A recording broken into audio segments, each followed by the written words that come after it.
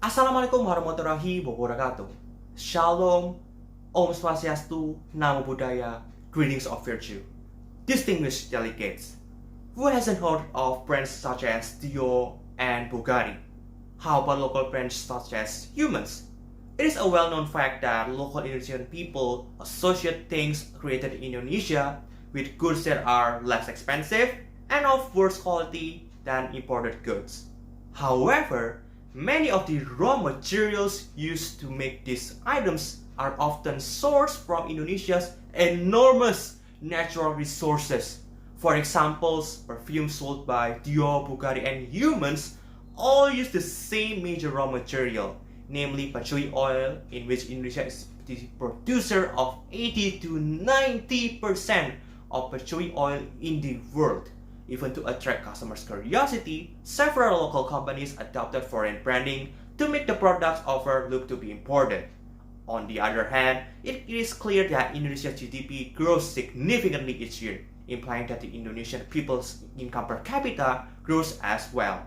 Household consumption is closely related to the income according to John Maynard Keynes, and as a result, the larger the income, the greater the consumption tends to be. From here, rising population income should also be able to contribute to the acceleration of the MSMEs, particularly in terms of SMEs capital in Indonesia.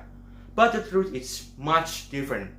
When income increases, the law of income and substitution impact on inferior goods apply to the Indonesian-made goods. In the end, consumers with greater earnings would spend on things considered as luxury or imported, rather than goods created by local MSMEs, which are perceived as inferior goods. This situation is worsened by the pandemic, which resulted in the bankruptcy of almost 30 million MSMEs. This is not tolerable. How will MSMEs in Indonesia will survive and become more well known globally without greater support?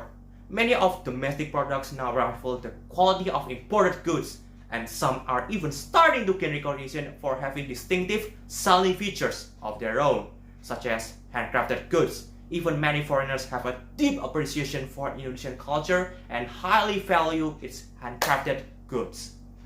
I, as a member of the younger generation, I invite all of us to be able to create products that support Indonesian identity, especially the younger generation.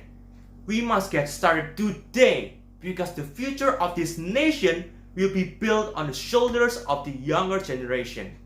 Our country must equip its best young generation with strong competencies to be able to compete in a world that is becoming more and more globalized.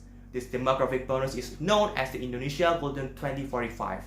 The poor quality of our human resources and the youth pessimism toward Indonesia are currently our country's greatest weaknesses.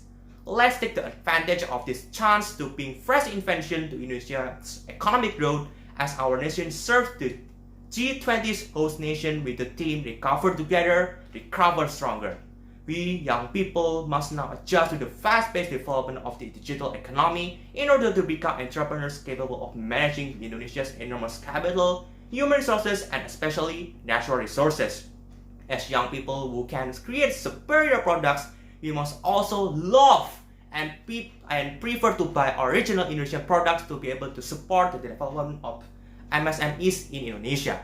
With globalization, we can now take the advantage of creative economic potential as the younger generation to create MSMEs that can generate as an assortment of products from 14 categories of creative economic goods that are on par with or higher quality than imported goods. More focus must be given on the digital economy, which is gradually redefining how the economy was operating.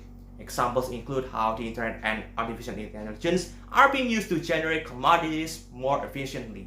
Let's take the advantage of this chance to show the world that despite being a developing nation, Indonesia has a strong will to break free from the cycle of poverty. There will be many more risks ahead, including the MME, technological change, and volatility in the world economy. Simple actions like changing preferences to local products, fighting corruption, thinking creatively, and taking the initiative, and also having the mindset of trying to catch up with other nations are modest steps that we can do to take bigger ones. May God bless and guide our nation to its glory. My name is Reinhard, and thank you.